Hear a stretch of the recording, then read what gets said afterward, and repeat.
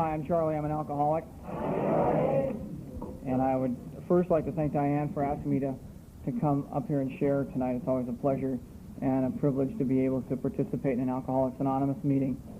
And I'd like to thank Van, who was supposed to be up here tonight, for whom I am subbing. So if I say anything wrong, it's his fault. You can take it up with him the next time you see him. With any luck at all, I'll be sober 7 years next Saturday. And I was,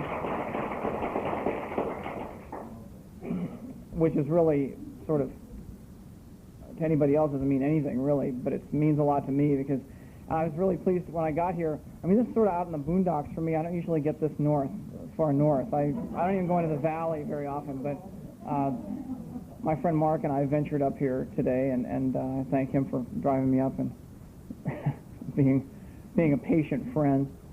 And as I was standing outside before the meeting started, I saw Barbara, and Barbara was the chip lady at the meeting where I got sober in Tustin, which is down in South Orange County, which is just it knocked me out that she's up here and still sober, and it really is nice to. Well, no, I don't say that as anything against Barbara. I'm just saying that certainly is one of those things you always add on to whenever you speak of someone in AA, because the nature of this disease is a daily reprieve from drinking. I have to keep qualifying. I feel safe enough that I'm going to be sober next Saturday. I feel safe enough. But I can't take anything for granted in this program. I've seen friends go out on a whim. I know that I have a perverse enough sense of humor to think that might happen. You never know what strikes us at any given time. And I've seen lots of people come in and go out in the short time I've been around, enough to know that this is as much fun as we have at AA meetings and as good as we feel sometimes. And as much as our lives change, those of us who stay, if you're here off the street, your life's going to get better if you stay sober a day at a time. If you're here from a hospital, this is not aftercare. This is Alcoholics Anonymous, and I heard a friend the other night say that he remembered a time when a 12-step call was more than just verifying insurance. But I'm only speaking from a Los Angeles perspective. But I did not come to AA right off the life cycle at Charter Hospital. I'll tell you that. I was dragged to an AA meeting against my will and did not like it one little bit. But I've seen enough people come in and out to know that as much as my life has changed, as much as your lives have changed, certainly, and as much as if you have children, your children's lives are going to change for the better. If you have relatives, their lives are going to change, and it's not anything that you're going to do for them, but when you do it for yourself, something about their life changes too. And when I was just here on a fluke. I didn't come to AA to get sober, really. I came here to see how to drink successfully. I thought that's what Alcoholics Anonymous is all about. I thought that you were still an alcoholic, and yet the anonymity was so that no one had to know, so that when you went back out and drank some more, that no one had to know you were alcoholic, but that you had these meetings you went to where you talked to each other and someone would lecture to you about how to drink successfully. I really believed that. And I thought, because everybody I'd ever run into in Alcoholics Anonymous before that, I'd met in a bar. And I remember sitting next to a guy at this bar in Santa Monica, and he kept looking at his watch, and I said, "What's your hurry?" And he said, "Well, I got to get to my AA meeting." And that was my experience with Alcoholics Anonymous up till that point. I just laughed. I thought that was great, and I thought that that's what, maybe he was just there getting warmed up to go to the AA meeting. I didn't know. I didn't know that it was a way to change your life. I didn't know that it was such a big commitment, or else I would never have come. I'm serious. I was a late bloomer by AA standards, certainly. I didn't start drinking until I was about 18, and I didn't drink through high school because I was morally repelled by it. I didn't take a lot of drugs. I hated hippies. I grew up in that generation. I hated my parents' generation too, so that puts you in a sort of a fragile position. And I went into my room when I was 14 and painted the room black and put in dark green shag carpet and create the aura that I was seeking. And I came out, I didn't really come out of that room till I was about 19, essentially. I certainly grew up without my parents knowing about it. They would see me in the hall every so often, you know, a specter walking down the hall. And I wasn't drinking, but I was, I felt like that car that this gentleman got tonight. You know, for 31 years until I got to AA, I was like one of those friction cars. You just keep running on the rugs. But you don't let it go. You just keep running it, and pull it back, and run it again, and pull it back, but you don't let it go. And that's how I felt inside most of my life, was like I was just about ready to happen.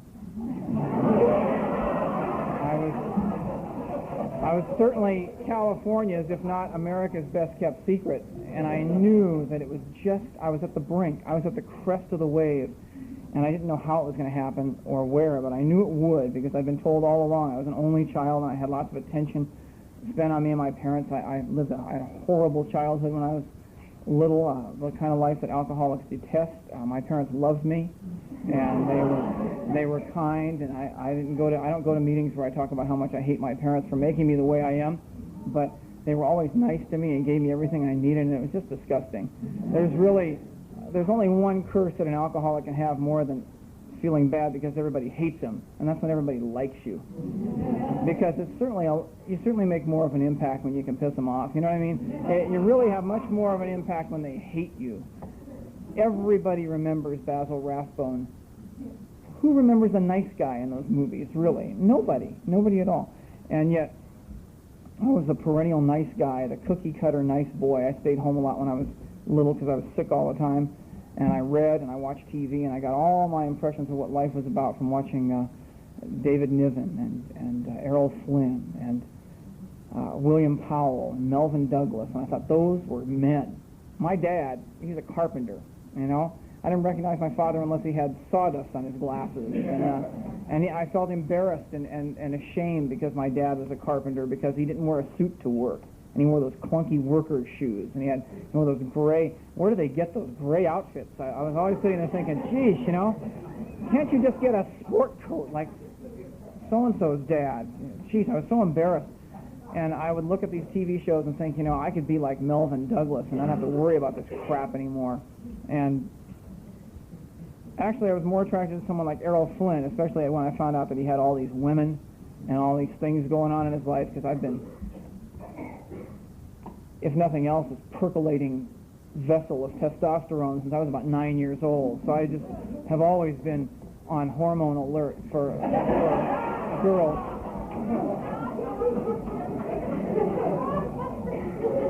Must have some kind of an estrogen sensor somewhere. But, I know when they're around, and I know what I like, you know. But it's really difficult to pull off Errol Flynn when you look like Sherman from the Mr. Peabody cartoon. So I was in conflict most of my life, as I think we all are, between what we wish we were and what we really are, and there's three stages, I think, of our existence. One is what we wish we were, the middle stage is what we appear to be, and the inner stage is what we know darn good and well we are, down deep. And I always, no matter how tall I was, and when I was listening to Kent, he said he was tall and gangling. I was 6'2" and weighed 129 pounds when I graduated from high school, and I felt like a baked potato with legs. I felt so ugly and scrawny, and I felt short and doughy and ugly. I felt Neanderthal when all my life I felt that way. I never felt tall, ever, until I got to Alcoholics Anonymous, and I was standing with my sponsor one time, and this woman came up and said, "Gosh, you guys are tall." And he's 6'6", and I thought, "You guys." And I literally, and I realized that she was talking about me, and I never felt tall, and I consequently would go around looking at my shoe tops and had my shoulder. My mother was one of those women that would come up and stand up straight, honey, stand up straight in your shoulders. It's like, get your hands off of me. I'm going to hurt you real bad, Mom. But I was a nice boy, so I'd say, okay, you know, and go in my room and wait, just wait, Mom. And I'm going to cost you some money, Mom. I started, when I graduated from high school, I had it all planned out. I was going to be a star. I didn't know how, but I knew that it was in the cards, and it was 1968. Anything was possible. And I got into the music industry. I was a clerk in a record store for a while, and it was a sort of an entry-level position, I like to think of it. And a bunch of guys I went to high school with were there, came into this record store, and we started to chat, and they knew a bunch of other guys. Everybody was hanging out. It was this group of guys that were all the hoods in high school, and I sort of admired them from afar, but I was too nice a guy to ever be friends with them. And they invited me to hang out with them, and I thought, that's great, you know. I was the only person I think I know who was really taken and really touched by being asked to go to the corner of Ball and Euclid on any night of the week and hang out in front of the Winkel's Donut Shop with these guys. And we'd hang out there and talk about what we were going to do once we all got it together, once everything panned out. And then I got drunk with those guys. And I don't know what else to tell you. All I know is that the moment I drank, and this sounds overly dramatic, and I know people that alcoholism took a long time to really have an effect on them until they realized what it was doing for them, but it turned me around. The first time I got drunk, I realized something that I had never realized before in my life, and that was, for once, I felt like a complete human being. That I felt like, instead of looking at you through a window, that I was actually in the room with you, and we were all there. We were all together, and all, you know, people, man. People, you know? We're sitting in the Humdinger in Anaheim. I was living in Orange County. My parents had moved there to avoid political or religious persecution, I guess, from the valley where I was born. And we moved to Orange County, which is the cultural magnet of the South. And now I live in Venice, which is the city that can't be underestimated. And I was living, and I was drinking at this bar called the Humdinger in Anaheim. When I drank with these guys, I got drunk. The first time I got drunk, I felt electrified. I felt as if my whole life, the thing that I had dreamed of my whole life, was completely clear to me. And I couldn't tell you what it was. But I knew it. I knew it. In my heart of hearts, I knew exactly what I wanted. It was as if my picture of life, my view of whatever that picture was, of all the secrets of life, were on this podium right now as a puzzle.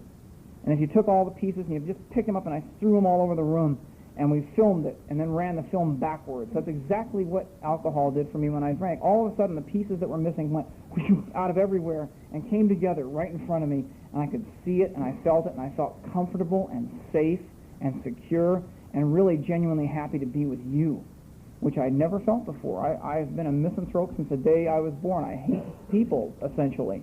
One at a time, you're fine.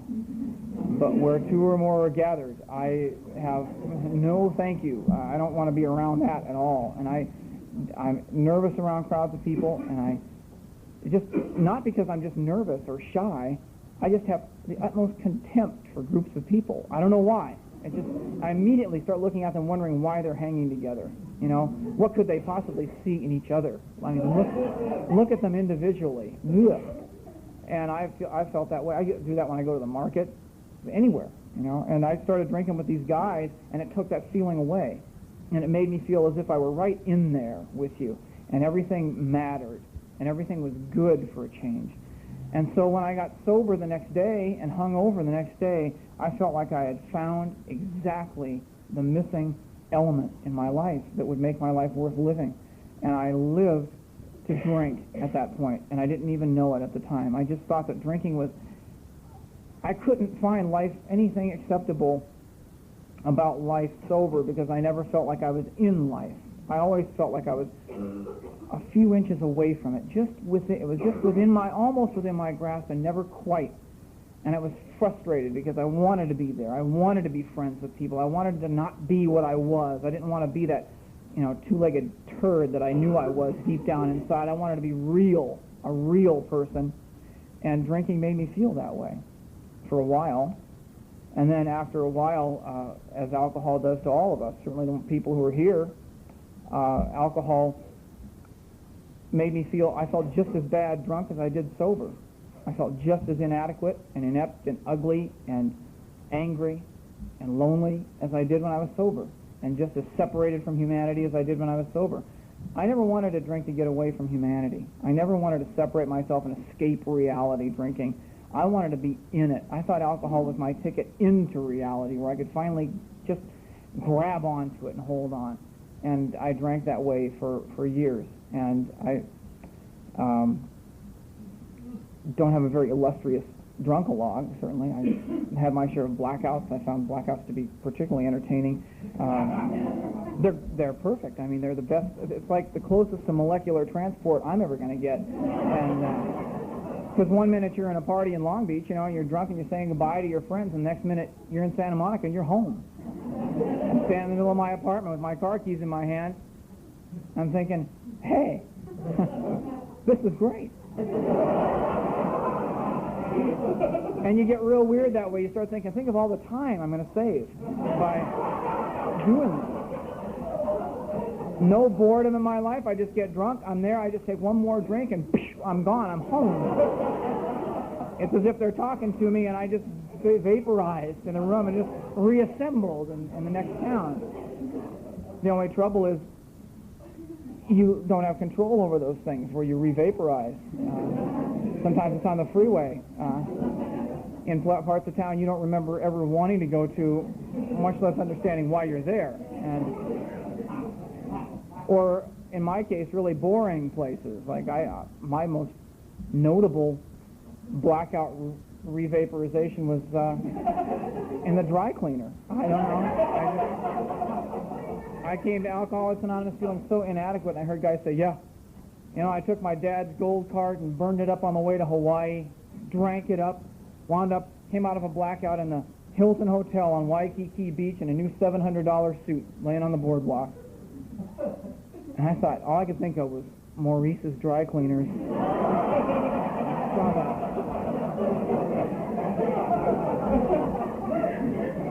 Screwed again, They're better than I am. Even the sick bastards are better than I am. I don't make it with people who are normal, and I certainly can't make it up to the standards of these pathetic rubes in AA. I came out of this blackout in Maurice's dry cleaner in Santa Monica one afternoon. I don't know how I got there or why I was even there. I just remember all of a sudden materializing there. All of a sudden somebody you just wake up. I don't know what happens I don't remember the exact moment of coming out of blackouts, but I remember just standing there, and all of a sudden this guy is leaning over the counter. He's saying, boxed or on hangers. And he had that tone in his voice like he'd said it a couple of times, and he wasn't getting the answer he was looking for. And I landed on my feet. I just said, hangers. I turned around and walked out.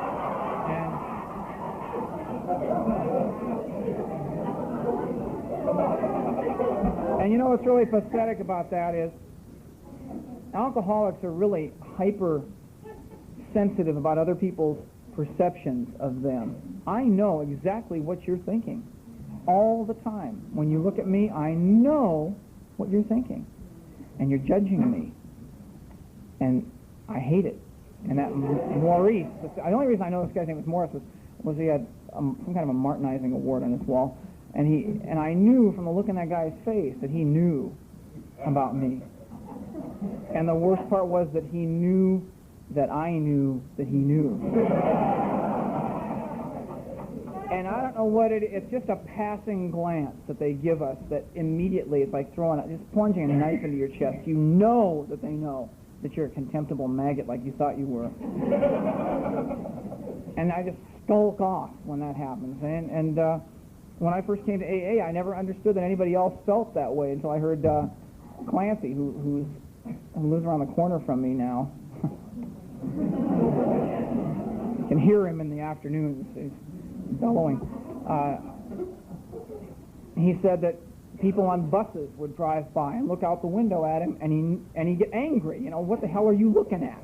They give you that look, like that contemptuous look.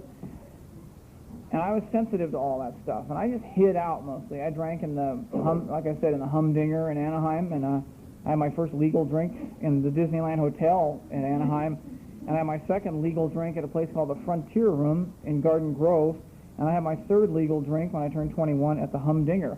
And I had my last bar drink at the Humdinger 13 years later, or 10 years later, which should give you some indication as to the progress I was making as far as escaping my problems. I started from beer, and I found out that beer and the people who drank it in those places were not acceptable to someone with the potential I had. So I started drinking whiskey, because that's what Melvin Douglas drank. But I never saw Errol Flynn or David Niven uncork a beer, for God's sake. They always had a glass of whiskey. That's what men drink, for crying out loud. That's why I didn't take drugs either. You never once heard Humphrey Bogart walk into a room and say, you know, where's the bong? Ever.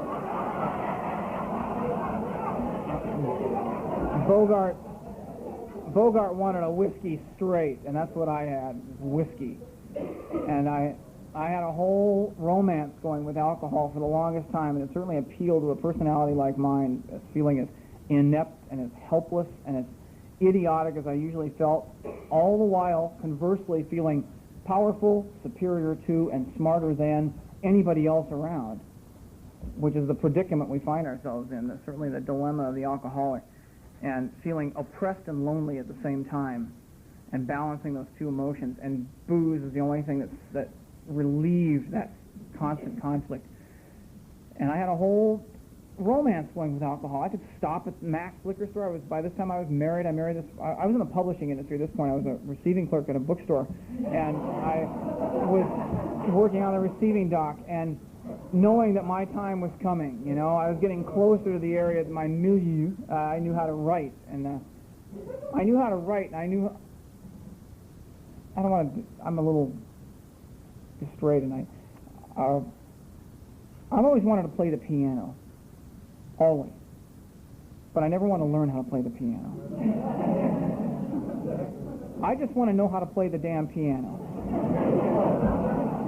I want to be in a community center like this one. There's a piano back there, and I'd like to walk in when everybody else is in the room and look around the room and scope it out for the best-looking woman in the room, and then go over and sit down and with one hand kind of throw the keyboard protector back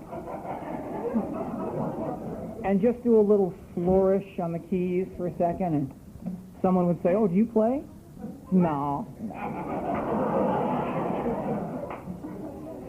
And then just noodle a while till I caught her attention, and just play the piano. Just play it. But I never wanted to sit down with a teacher on that bench and play that crap that they teach you to play. And I told my parents I wanted a piano. My parents were poor, essentially, and they went out and they went into Hawk and bought me a piano when I was 11 years old. And I almost had an anxiety attack. I thought, I didn't mean I wanted to play the piano like that. I just want to play the piano. More than you'll ever know, I love the piano. But that's a piano. I mean, I don't want to learn to play it. I didn't say that. I just said I wanted to play it. Don't you understand? And I dusted it, and I took good care of it. But I never played it. I remember I learned a song called Lightly Row that was like 2 notes, and you played it over, and it sounded really good. And my parents wanted to get me piano lessons, and I just wouldn't take them. Finally, they had to sell the piano. They just couldn't see any reason to keep it, and they needed the money, so I felt ashamed about that. And I've always wanted to be a writer, and I was unaware of the prerequisite to being a writer, and that is to have written something at some time or another. And I would write. You know, I had enough encouragement and enough knowledge of my ability, and that's probably, we're all given a gift. Every one of us in this room has a gift of something that we've been given, something that we know how to innately do that nobody else knows how to do that well.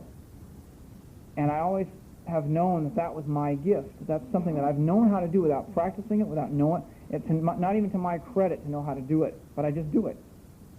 But I just could not sit down and do it. I would try. God knows, I really put some effort into trying. And I had great opportunities to be a writer. I blew off so many opportunities. It's embarrassing to actually start a career and not take the chance out of fear of succeeding, first of all, and fear of finding out maybe later that I couldn't do it. and fear, most of all, of leaving that good-paying job on the bookstore receiving dock that I know I'm going to get a paycheck there, and I know I can cash that check and go out and drink on Friday night. If I'm a writer, I might not have a regular income. And I couldn't stand that fear of financial insecurity, so I never did anything with it. And my wife, I married this lovely woman who had it all. I mean, she had money, she had beauty, she was a good human being, and she was not an alcoholic. She was neurotic, but matched with my alcoholism, we made a complete human being together. And she was really a candidate for Al-Anon. I think, if anything, I've prayed for Lisa to get to Al-Anon because I think it would help her. It would make her feel better about what's happened in her life around her. Her father and her brother died of alcoholism at 25. I remember drinking with him the week before he died, and my wife was saying, "Don't give Bob any more alcohol. He's a drunk." And I said, "Bob's no more drunk than I am." And a week later, Bob drowned, and it was alcohol. I mean, it was clearly, it had taken its toll on him, certainly.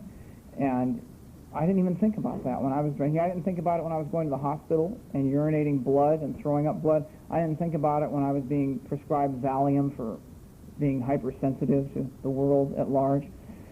I didn't think about it when I was when my hair was falling out and when my gums were getting kind of squishy.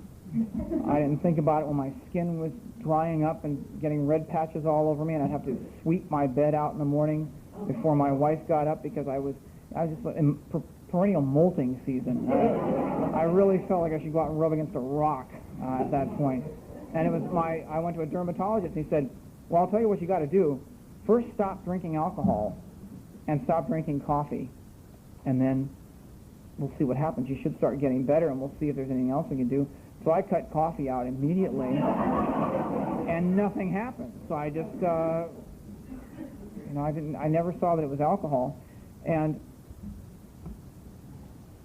I just never got it.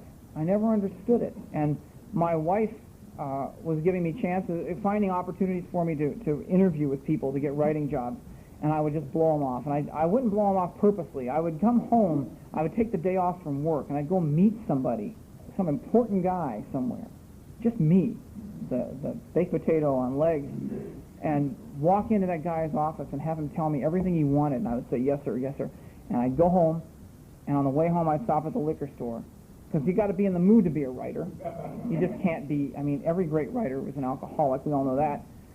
And I would go home and I would sit at the typewriter and roll a piece of paper in and think for a minute, and I would think, I'll have a drink. And I'd go in and get a drink, a glass of whiskey, swirl it around in the glass. I had this whole alcoholic foreplay that we've got.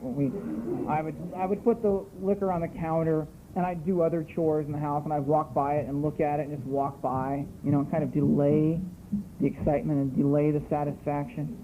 And finally, after I'd played around for about an hour of looking at it and thinking about it, I'd go in and I'd crack the seal on it, and I'd go over and get a highball glass and throw some ice into it and put it over and pour this Jack Daniels on it and listen to it spit and kick and crack in the glass and swirl it around until it was just the right color, and then take a long pull off of it. And like every alcoholic, that's the end for me. It made me feel perfect inside. And once you started drinking, you find this phenomenon, I don't know if anybody else has, but alcohol gave me the satisfaction of a job well done without ever having to do anything. I figured I should be over there writing, but I already feel so damn good. To do that and feel good again would be kind of redundant. What I'll do is I'm just going to drink today and listen to records and look out the window down at the beach. We lived in Manhattan Beach. I went to the beach twice in 5 years because going to the beach would screw up the ideal of what it would be like to go to the beach. I could sit on my porch and look at that beach and look at the sea and look at the boats go by and drink. To go down there would be anticlimactic. I already know what a beautiful day it probably already is down there. Why do I want to go and ruin it by going down there? On days like today, these are the most dangerous days of my life. When I see how beautiful it is outside, I yank the shades down. I stay indoors. I close all the doors. I do not go outside. And it's typical alcoholism because I feel so inadequate that I couldn't possibly appreciate the day, as beautiful as it is, as completely as I want to appreciate it and feel it. So why even bother going outside? Why even bother walking out there in that sunshine and the air, the fresh air and the breeze and the beauty of the day? Because I don't deserve that, and I can't feel it enough inside to enjoy it. I don't want to go out there and be frustrated again by being disappointed by people and disappointed by things and not having my emotions match the beauty of the day and feeling like an empty pit inside. And I can't face that noise. And so I sit inside and pull the drapes and don't go out and get depressed. And then that makes me realize that I'm right after all, that they are all pains in the neck. And I separate and separate and isolate, and finally, I'm drunk. I drink, and unfortunately for someone like me, alcohol doesn't do the trick anymore. It hadn't done the trick for about 5 years before I stopped drinking, and I would just continue. That didn't stop me. And in June of 1981, to make a long story short, I went to a meditation retreat. I've been in therapy for 2 years. In March or April of 1981, my wife and I had tried a separation, and we'd been married for 5 years, and then she filed for divorce, which was at my manipulation. I wanted out of the marriage, but I couldn't handle sitting her down and being honest and saying maybe we should not be married. I just couldn't take it. It was too painful. So I manipulated her around so she asked for the divorce, and then I could feel like a victim. And that's how I've always done things. I can't face things straight on. I can't just say when I'm angry about something. I have to manipulate things around so that you say it, and then I can feel bad about it. And then I can justify my drinking and defend my right to do that to myself, and screw you people. I mean, you're the ones that are my problem anyway. So by June of 1981, I was living in my house, my mother's house in Anaheim again, driving to Santa Monica. My entry-level position to the publishing industry lasted a little longer than I thought it would, 8 years, and I couldn't make it anymore. I just couldn't make it. I was going to therapy, and my therapist suggested that I go to a meditation retreat, and I went to the meditation retreat, and after an aborted suicide attempt on this meditation retreat, I know, it just doesn't seem right. No refunds either, which is really everybody else is feeling peace, love, and doves flying around. I'm out trying to figure out how to hang myself with my belt because I couldn't see that there was any future at all in my life. That's where I believe that my moment of clarity came that we hear about in Alcoholics Anonymous, where I felt like somebody had pulled back the cosmic drapes, and I had to look at what was behind those drapes, and I was hanging from my bathroom door by my bathrobe belt.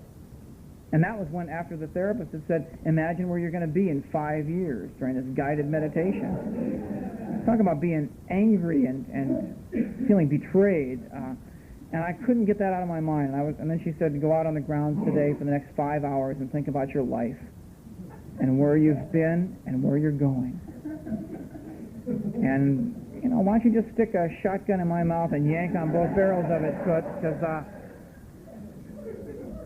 thanks a bunch, lady. And I went out there, and I was going to do it, and I couldn't even do it. I think I was 2 badges away in the Cub Scouts when I left, and I think that saved my life. I didn't learn knots yet. I couldn't figure out how to do it with my belt. And I came back from that retreat, and I just didn't want to drink. I just had some feeling inside, and I believe that's where my higher power moves in to all of us. We all get some kind of a nudge, whether it's a judge or whether it's a relative or somebody shoves you into an AA meeting. I got home and I just didn't drink. I ate popsicles for a week. And that's a rough way to stay sober. Because, God doesn't come in. That's not his spiritual in, okay?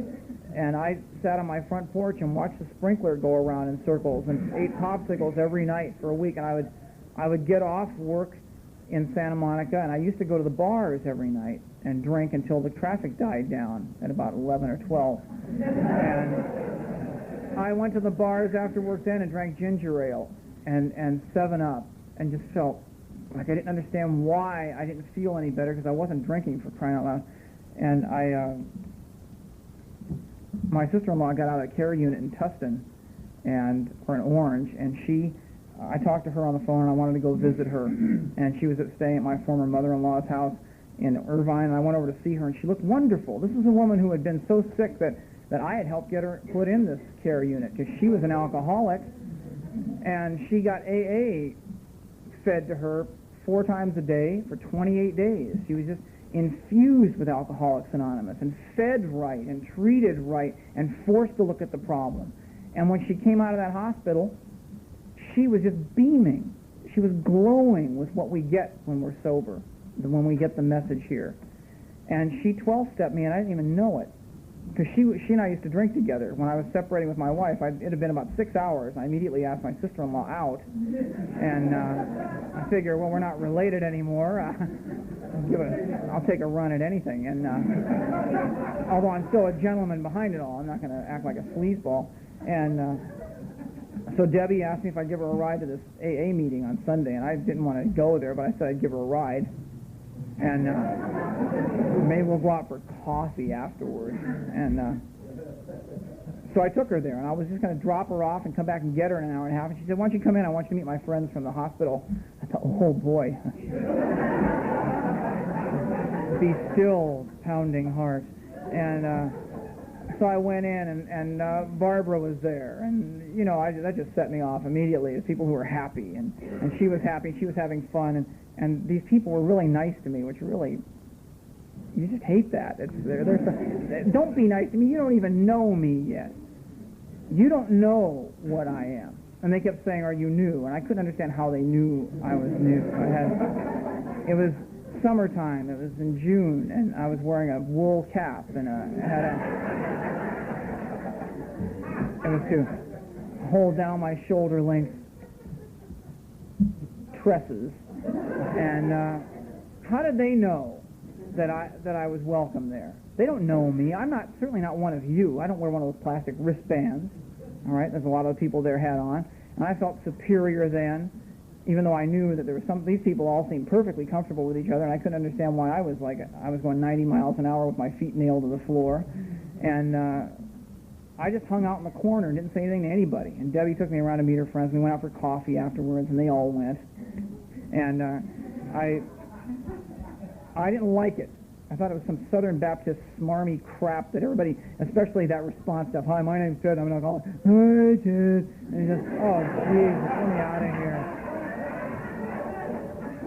What is this? Better living through robotics? We got a bunch of... We all going to stand up and flex next or do... Okay, it's tattoo time. And I felt just like Kent did. I thought it was some kind of a weird cult, because I'd been to the Moonies. I was trying to see what they had. I went to the Rosicrucians and tried to see what they had, and I went to the American Association of Humanistic Psychologists, and they didn't have it either. And I went everywhere kind of looking, but I'm not a joiner. I just check things out.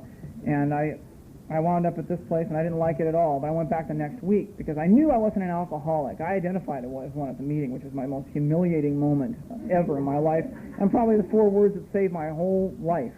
And I admitted I was an alcoholic.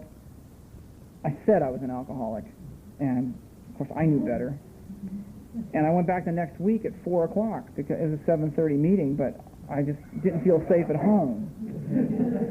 And I stayed for that meeting, and Debbie showed up. She got a ride with another friend, and she took a 30-day chip that night. And we were all excited and happy that she'd stayed sober for 30 days, and I thought that was just amazing that she stayed sober for 4 weeks without it. How do you go 4 weeks? I've been sober for 7 days. I can't stand it now. I feel this is... Jesus, God. I mean, I'm just going to go out and have a few beers just to kind of even things out. I feel horrible inside. And I heard a couple of good speakers that night, and we went out for coffee again afterwards. Oh joy, oh bliss! And 2 days later, Debbie went out and got drunk again, and she's never been back to Alcoholics Anonymous since. She's still out doing it. She's lost her daughter. Her daughter's left her and moved in with my ex-wife, her aunt, and she just doesn't understand. She knows what we have here, though, and she doesn't get it. And I see that happening time and time again. I mean, it's just so sad to watch alcoholics drink again after they get what we have here. And it doesn't take long to get what we have here. Really, if you've been around here for a couple of months, you pretty much know what the AA program is as far as the book goes and the steps go. You can probably be quizzed on it and get an acceptable grade. But the thing about Alcoholics Anonymous is Alcoholics Anonymous will do for you exactly what alcohol did for you. It fills up the holes. It allows you to feel like a part of humanity again. It allows you to do things that you never thought you could do before, and it allows you a sense of satisfaction inside. The only trouble with Alcoholics Anonymous is it takes longer. It doesn't happen like that. It doesn't happen when you take the first pull off of it. It doesn't happen at your first meeting or your first 50 meetings or maybe even your first 100 meetings. It doesn't happen. It takes longer because it's real. It's real, and it's there, and it creeps into you and seeps into you. Because when I got here, I was just one big wall of defiance inside. I was a nice guy on the outside, but inside I wasn't going to do anything these people suggested because I was different. I had potential. These are a bunch of washed out people. I still have enough in me to go on. I'm not ready to throw it in yet. And I found out over the weeks that I just couldn't do it anymore. My life was a shambles. My whole existence was a shambles. And I was going to bars even then and drinking 7-Up. I didn't have a sponsor, and finally I went to a meeting on the west side and wound up with a Pacific group. And a lot of people have resentments and misconceptions about the Pacific group. Some people have even been to a meeting there. But that group saved my life because those people didn't allow me the time to sit around and think about whether I was going to get committed or not. They pushed me in and said, come on, take a commitment. They were kind, and they were saying, don't worry about things, just do them and you'll start feeling better about it. You know, the old line, the actions are what save us. Thinking about them doesn't do it. The willingness to take action is not enough. You got to take the action. You can sit at the edge of the pool and want to swim, and you can sit there and pray for the willingness to swim until the pool dries up. And you're never going to learn to swim until you get your ass in the pool. When you get in the pool, then you're going to swim, or you're going to sink. But in AA, the thing is, we're all in the pool with you, those of us who are working the program, and we're not going to let you sink. We're going to hold you up. We're going to show you how to stay afloat. And even the days when you feel like you just can't swim anymore, and you just want to sink to the bottom, there are people there who are not going to let you go down. And I found that out. You just got to get in the damn pool. And I never caught on to that for a long time. And I went to, I had guys telling me when I was newly sober, here's what I do to stay sober. I go to a bar first, and I get a bottle of ginger ale, a glass of ginger ale, and I get a glass of bourbon. It's a guy named Bob who was coming up to me at this meeting when I was first sober at a men's stag. And I sniff the bourbon, and I take a sip of the ginger ale. And I smell the bourbon, and I drink the ginger ale, and smell the bourbon, and drink the ginger ale. And I feel fine. And I thought this guy was completely on target. Finally, I was hearing somebody who made some sense around that group. And this guy named Max came up and pulled me off to one side and said, no, don't. The guy's an idiot. Bob was running for some public office. He was going to go run for the school board or something.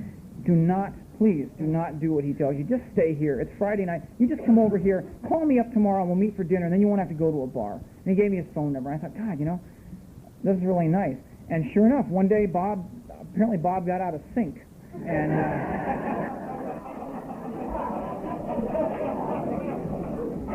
last time I saw Bob, he was doing some kind of bizarre isometrics down at Venice Beach, with a bottle of wine in one hand, and he was bowing to the sun. And that could easily have been me. Every drunk that's ever gone out of AA and gotten drunk and destroyed his life could easily have been me. And in the last year, I've lost about 4 friends to alcoholism. 4 guys who helped me when I came into AA, who drew me in, who showed me what to do, who were my role models, who stopped doing what they showed me what to do and wound up dying. Not just getting drunk.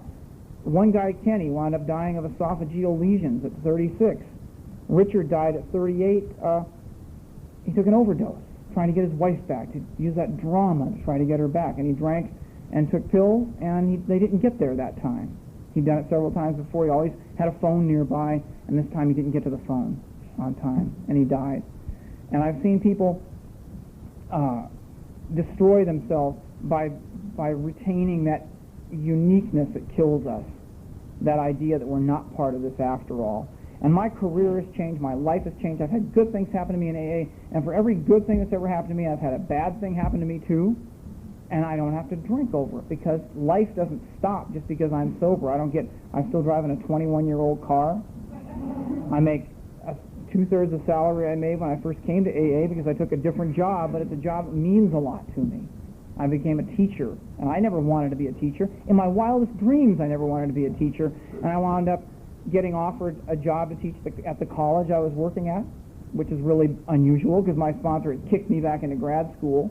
I'm one of those sponsors who just has such a keen-cutting sense of logic that you can't get around him. And he's also one of the most loving human beings I've ever known, and he has guided me when I really didn't want his guidance at all. And he's encouraged me when I really didn't think he had any reason to encourage me anymore. And he's always been there for me since I've been sober. And I wound up 4 years ago taking to teach. 5 years ago I took a teaching job at the college. I taught in the mornings, and I worked on the bookstore receiving dock in the afternoon. Real humbling experience, because you're out there stomping on trash in the gypsy dumpster, and 2 of your students walk by and they're saying, "Isn't that Mr. up there on the trash dump sideways?" You know, and it's just a real humbling experience.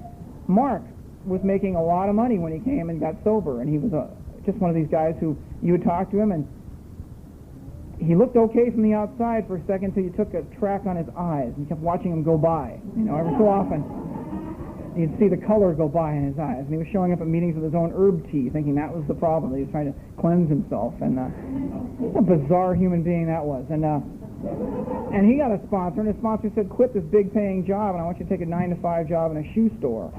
Mark's in showbiz, and he wants you to quit your showbiz job, and I want you to take a job in a shoe store and make $4 or $3 an hour in the shoe store. And I thought, "Don't do it, Mark," under my breath. You'd be crazy. But he did it. He did it. And he stayed there for a year. And then his sponsor said, "Well, you've done it for a year. You've learned the program. You've been to meetings. You're a part of Alcoholics Anonymous. Now you can go back and seek your profession again." And he did it. And now he's in his profession. And he's doing better than he ever did before. And he feels better about himself. And I found that he is a mirror of my progress. And you're a mirror of my progress. But you never know unless you keep with it and stay with it. And the things that you never thought you'd be able to do will come true for you. The only thing is you've got to stay here. Newcomers, stay here with us. Let us keep what we've got by giving it to you, and you take what we give you and give it to somebody else, and that's how we make it. Thanks a lot for having me here.